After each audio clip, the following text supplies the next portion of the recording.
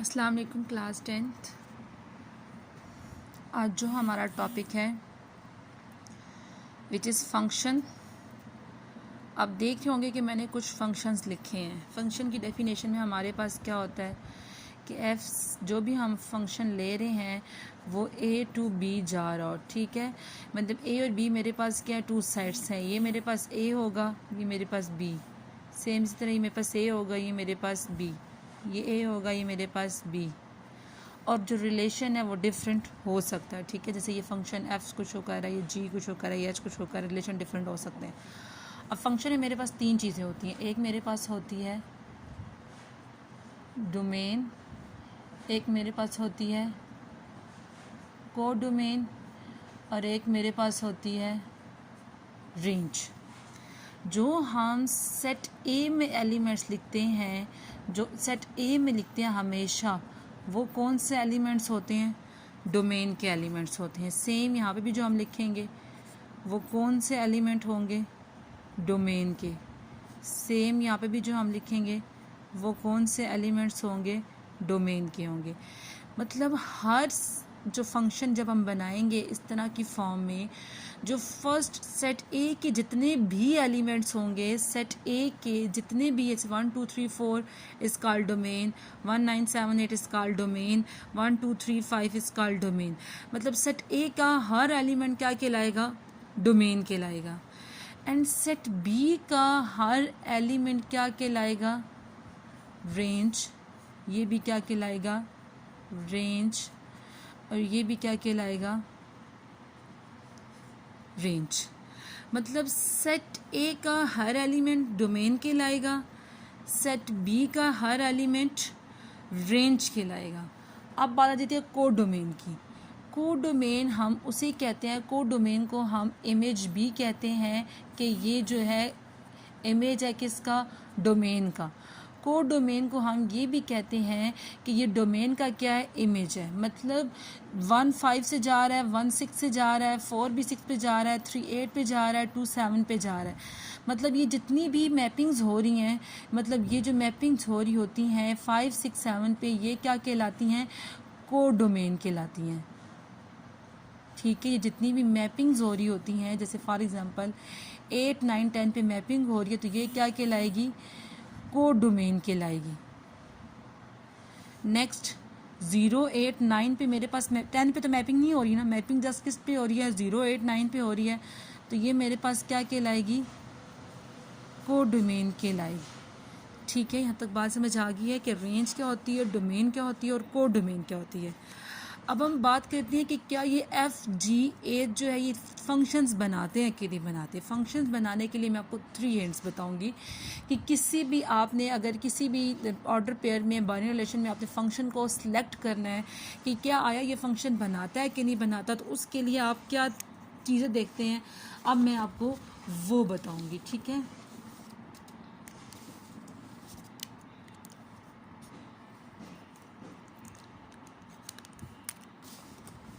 Okay, first आपने ये बात फोकस करनी है कि जो सेट ए है ना यहाँ पे, इसमें कभी भी 2 टाइम पेयरिंग ना आ रही हो, मतलब at a time 2 times pairing ना आ रही हो। सेट बी में बेशक आ जाए, जैसे देखो यहाँ पे आ रही है, यहाँ पे बेशक आ जाए, ठीक है, बट यहाँ पे हमारे पास नहीं आनी चाहिए। जैसे ही अगर आपने देखा कि सेट ए में 2 दफ़ा पेयरिंग आ गई है, तो इट्स मीन वो क्या होगा? नॉट अ फंक्शन, ठीक है। पेयरिंग हमारे पास सेट ए में 2 दफ़ा नहीं आनी चाहिए, सेट बी में बेशक आ जाए बट सेट ए में नहीं आनी चाहिए। तो जैसे ही सेट ए में 2 दफ़ा आ जाएगी तो हम क्या कहेंगे कि नॉट अ फंक्शन। अब हमारे पास सेकंड क्वेश्चन है।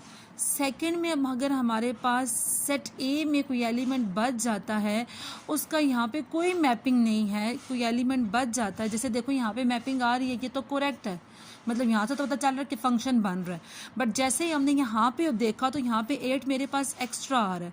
जैसे ही मेरे पास 8 एक्स्ट्रा आएगा, it's mean it is not a function, क्योंकि सेट ए में कोई एलिमेंट एक्स्ट्रा नहीं बचना चाहिए। तो हम यहाँ पे भी क्या लिखेंगे, नॉट अ फंक्शन, कि ये भी मेरे पास फंक्शन नहीं है। क्यों फंक्शन नहीं है, क्योंकि यहाँ पे एक एलिमेंट क्या आ रहा है, एक्स्ट्रा आ रहा है। नेक्स्ट अब हम इसमें बात करते हैं, यहाँ पे जी यहाँ पे भी फंक्शन बन रहा है, ये मैपिंग हो रही है।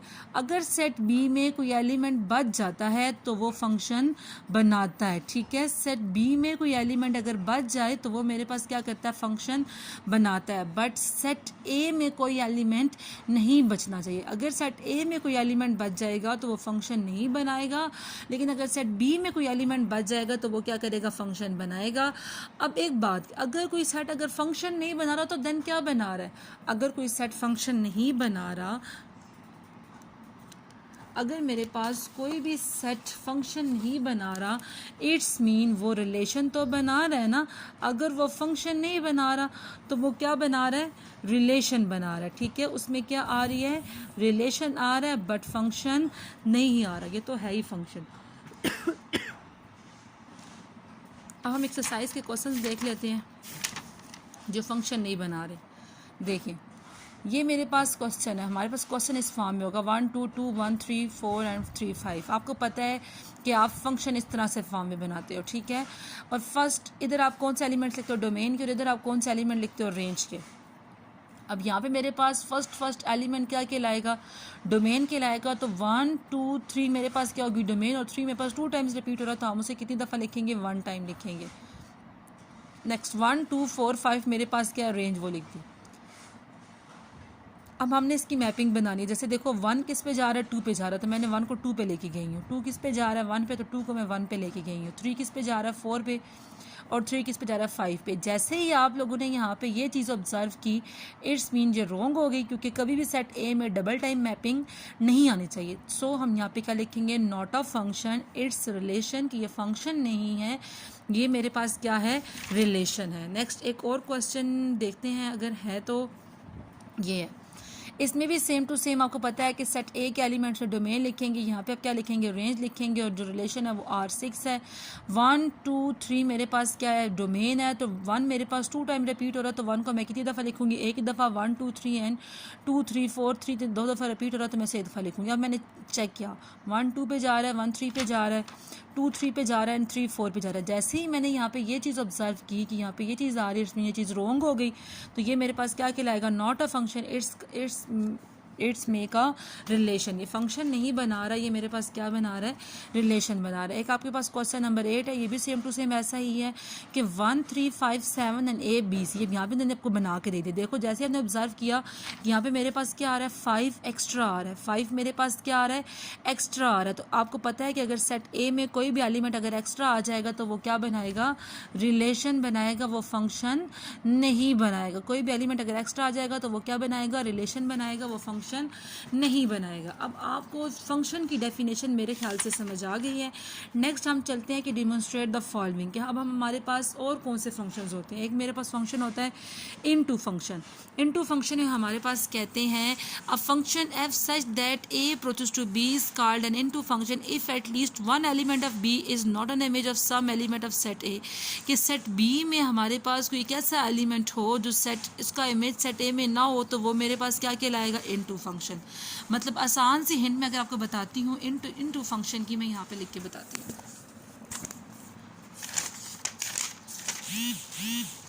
मेरे पास कौन सा फंक्शन आप डिस्क्राइब करेंगे,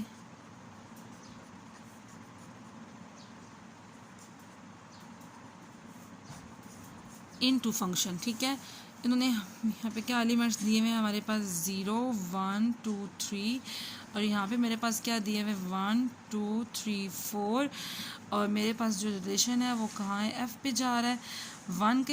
0 का इमेज क्या है, 1, फिर 1 का इमेज भी मेरे पास 1 ही है, 2 का इमेज मेरे पास 3 है, एंड 3 का इमेज मेरे पास 2 है। ओके, अब आपको ये बात पता है, अब आपको ये बात पता है कि जो इधर हम लिखते हैं वो कौन से एलिमेंट्स होते हैं, डोमेन के। जो यहाँ पे हम लिखते हैं वो कौन से एलिमेंट होते हैं, रेंज के। और जो मैपिंग बना रहे होते हैं, मैपिंग में पार्ट ले रहे होते हैं, वो कौन से एलिमेंट्स होते हैं? कोडोमेन के एलिमेंट्स होते हैं, ठीक है। अगर मेरे पास देखो कोडोमेन और ये 1 2 3 4 1 2 3 4 किसके एलिमेंट्स आ रहे हैं? 1 2 3 4 मेरे पास रेंज के एलिमेंट्स आ रहे हैं, और कोडोमेन में कौन से आ रहे हैं? 1 2 3 आ रहे हैं। अगर मेरे पास कोडोमेन और रेंज इक्वल नहीं होती, आसान सी जो मैंने हिंट आपको बताई है, अगर कोडोमेन इक्वल नहीं है रेंज के, तो वो मेरे पास क्या बनाएगा? इनटू फंक्शन बनाएगा। इनटू फंक्शन कब बनेगा? जब कोडोमेन और रेंज आप इक्वल नहीं होगी। मतलब उन्होंने ये जो आपकी बुक में लिखा हुआ है कि ये अगर सेट ए है, ये मेरे पास सेट बी है, तो सेट बी में एटलीस्ट जो वन एलिमेंट ऐसा हो, एटलीस्ट वन एलिमेंट ऐसा है जिसका इमेज नहीं है सेट ए में, then it is called a into function. Into function क्या होता है? जिसमें कोडोमेन और रेंज आपस में इक्वल नहीं होते। रेंज में तो 1 2 3 4 सारे एलिमेंट्स आएंगे, बट कोडोमेन में जस्ट कौन से आएंगे? 1 2 3 जो मैपिंग में पार्ट ले रहे होंगे। तो कोडोमेन और रेंज अगर आपस में इक्वल नहीं है तो वो कौन सा फंक्शन बनाएगी? इनटू फंक्शन बनाएगी। अब आपकी एक्सरसाइज में क्वेश्चन देख लेते हैं कि इनटू फंक्शन कहाँ बन रहा है।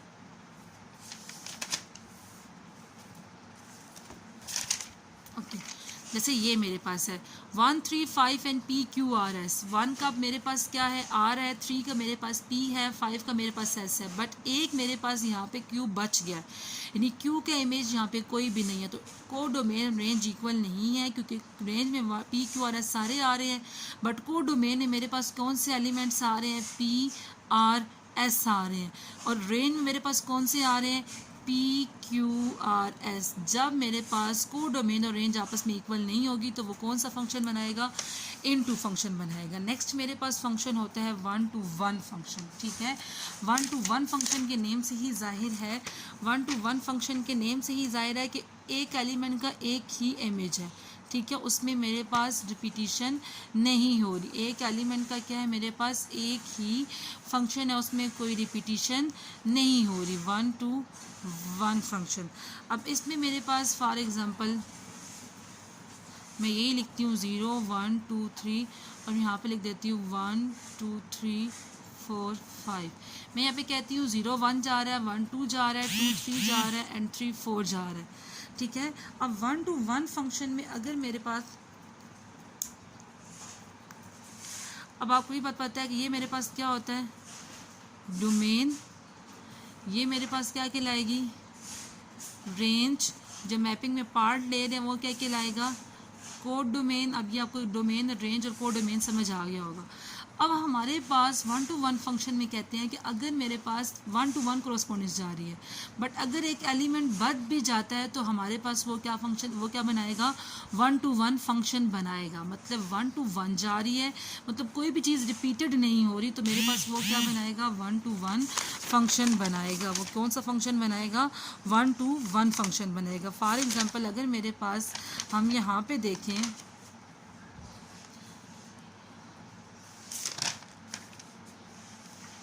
अभी यहाँ पे नहीं बन रहा, लेकिन आपको पता चल जाना चाहिए कि अगर कभी मेरे पास 1 to 1 फंक्शन बन रहा है तो इट्स मीन मेरे पास यहाँ पे 5 एक क्या आता है? एक्स्ट्रा आता है। अब बुक में देखते हैं कि मेरे पास अगर इन 2 और 1 to 1 फंक्शन को हम कंबाइन कर देते हैं तो वो कौन सा फंक्शन बनाता है? इंजेक्टिव फंक्शन बनाता है। जाहिरी सी बात है, देखो इसमें कोडोमेन में कौन से एलिमेंट्स आ रहे हैं? 1 2 3 4 आ रहे हैं, और रेंज में मेरे पास क्या आ रहे हैं? 1 2 3 4 5। इसमें कोडोमेन इक्वल नहीं है किसके? रेंज के। बट जो फंक्शन बना रहा है वो क्या बना रहा है? 1 to 1 जा रही है। उसमें हमने इनटू में पढ़ा था कि उसमें इसमें रिपीटिशन भी हो रही थी, ठीक है, इसमें रिपीटिशन भी हो रही थी, बट इसमें ऐसा कोई नहीं जिसमें रिपीटिशन हो रही हो।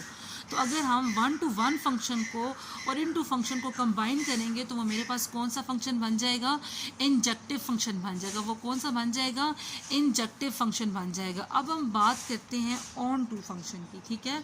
नेक्स्ट मेरे पास जो फंक्शन बनता है वो कौन सा फंक्शन बनता है? Onto function. अब हम बात करते हैं ऑन टू फंक्शन की कि नेक्स्ट मेरे पास कौन सा फंक्शन बन रहा है? ऑन टू फंक्शन बन रहा है। तो अब ऑन टू फंक्शन की अगर हम बात करते हैं तो उसमें हमारे पास कहते हैं कि यहाँ पे मेरे पास 1 2 3 4 आ रहा है और यहाँ पे मेरे पास 5 6 7 8 आ रहा है, तो उसमें हर एक मैपिंग जा रही होगी। मतलब 1 की 5 पे जा रही है तो 2 की भी 5 पे जा रही है, 3 की 6 पे जा रही है, 4 की 7 पे जा रही है। सेम मेरे पास हम कहते हैं एक एलिमेंट यहाँ पे एक्स्ट्रा लगा देते हैं 7, और 7 की किस पे जा रही है, 8 पे जा रही है। तो हमारे पास अगर ये मेरे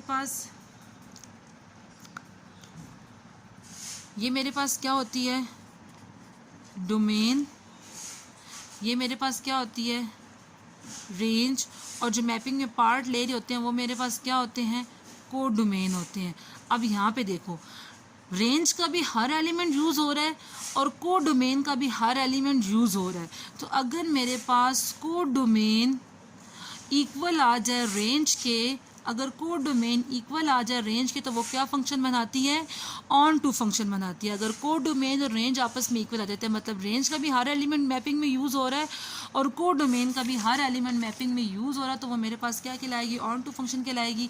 अब इसमें पढ़ लेते हैं कि every element of set B is an image of at least one element of set A, कि बी सेट का हर एलिमेंट का जो इमेज है उसका सेट ए में वो मैपिंग बना रहा हो, तो देन हम क्या कहेंगे कि उसे इनटू ऑन टू फंक्शन कहेंगे। और ऑन टू फंक्शन को हम सर्जेक्टिव फंक्शन भी कहते हैं।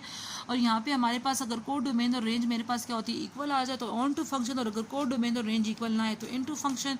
अब हम यहाँ पे देख लेते हैं कि ऑन टू फंक्शन कहाँ बन रहा है। ठीक है, अब ऑन टू फंक्शन देखें, यहाँ पे बी का ए है, सी का डी है, डी का बी ए है, ये डोमेन है, ये कोड डोमेन और रेंज। कोड डोमेन का एलिमेंट भी ए ही है, रेंज का एलिमेंट भी ए ही है। इट्स मीन कोड डोमेन और रेंज फंक्शंस तो है ना, क्योंकि इसमें कोई रिपीटिशन नहीं आ रही सेट ए में। तो कोड डोमेन और रेंज अगर आपस में इक्वल हो जाएगी तो वो कौन सा फंक्शन बनाएगी, ऑन टू फंक्शन को हम सर्जेक्टिव फंक्शन भी कहते हैं। नेक्स्ट मेरे पास यहाँ पे देखो, मेरे पास 1 का 1 है, 2 का 3 है, 3 का 4 है, 4 का 3 है, 5 का 4 है। मतलब इसमें अब आप ये लिखना, इसको देखते हुए आपने ये लिखने आपको समझ आ जानी चाहिए कि हम इसको कैसे लिखेंगे। ठीक है, लिखना समझ आ जाएगी। अब कोड डोमेन और रेंज आपस में इक्वल है तो हम यहाँ पे क्या कहेंगे, कौन सा फंक्शन बन रहा है, यहाँ पे हमारे पास ऑन टू फंक्शन बन रहा है। हमारे पास कौन सा फंक्शन बन रहा है, ऑन टू फंक्शन बन रहा है। अब हमारे पास लास्ट एक फंक्शन रह गया है। एक तो हमने पढ़ा 1 to 1 फंक्शन, एक मेरे पास होता है 1 to 1 कोरोस्पोंडेंस। ठीक है, एक मेरे पास क्या होता है 1 to, अब मैं आपको उसमें डिफरेंस भी बताऊँगी। एक होता है 1 to 1 फंक्शन और एक होता है 1 to 1 कोरेस्पोंडेंस, और इसको हम बाइजेक्टिव भी कहते हैं। ठीक है, एक होता है 1 to 1 फंक्शन और एक होता है 1 to 1 कोरोस्पोंडेंस। यहाँ पे मेरे पास 1 2 3, यहाँ पे मेरे पास 4 5 6, और यहाँ पे मेरे पास मैपिंग बने दिस। अब 1 का भी 4 है, 2 का 5, 3 का 6। अब यहाँ पे मेरे पास क्या डिफरेंस है,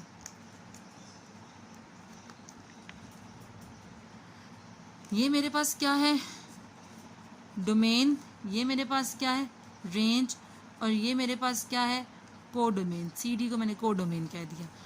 अब यहाँ पे हमारे पास हर एलिमेंट यूज़ हो रहा है, कोई एलिमेंट बच नहीं रहा। और 1 to 1 फंक्शन में हर एलिमेंट का मैपिंग तो आ रही थी, मतलब हर एलिमेंट की एक ही मैपिंग थी, बट एक 5 एक्स्ट्रा था। तो वो मेरे पास कौन सा बनाया, 1 to 1 फंक्शन बनाया। बट जब हम बात करते हैं 1 to 1 कोरस्पोंडेंस की, तो उसमें हर एलिमेंट कोरस्पोंडेंस आपने उसमें थ्योरम से भी पढ़ते हैं कि कोरस्पोंडेंस में अगर हम कहते हैं कि ट्राइंगल की तीनों की 2 साइड्स आपस में इक्वल हैं, तो थर्ड साइड भी आपस में इक्वल है, क्योंकि corresponding sides of a triangle. तो यहाँ पे मेरे पास अगर इसमें बात करते तो इट्स मीन यहाँ पे हर एक की मैपिंग बन रही है, 1 to 1 ही बन रही है, यानी 1 से 1 पे ही जा रही है, 1 से 2 पे नहीं जा रही। जैसे 1 से 4, 1 से 5 पे नहीं जा रही, 1 से 4 पे ही जा रही, 2 से 5 पे ही जा रही है, 3 से 6 पे ही जा रही है, बट कोई एलिमेंट बच नहीं रहा। तो वो क्या कहलाएगा, 1 to 1 कोरस्पोंडेंस कहलाएगा। और जब कोई एलिमेंट बच जाएगा, यहाँ पे जब कोई एलिमेंट बच जाएगा तो वो क्या कहलाएगा, 1 to 1 फंक्शन कहलाएगा। और 1 to 1 कोरस्पोंडेंस को हम क्या कहते हैं, बाइजेक्टिव भी कहते हैं। अब यहाँ पे हम देख लेते हैं, जैसे ये देखो 1 से 1 जा रही है, 2 से 2 जा रही है, 3 से 3 जा रही है, 4 से 4 जा रही है, कोई एलिमेंट मेरे पास बच नहीं रहा। तो वो कौन सा फंक्शन कहलाएगा, बाइजेक्टिव फंक्शन कहलाएगा, या फिर हम उसे क्या कहेंगे, 1 to 1 कोरस्पोंडेंस, क्योंकि इसका दूसरा नाम मेरे पास क्या है, बाइजेक्टिव फंक्शन है। नेक्स्ट मेरे पास यहाँ पे भी सेम टू सेम देखो, ए का बी है, बी का ए है, सी का डी, डी का ए, हर एक का एक ही इमेज है। तो वो क्या कहलाएगा, 1 to 1 कोरस्पोंडेंस या फिर bijective function. Today lecture is complete. Thank you class.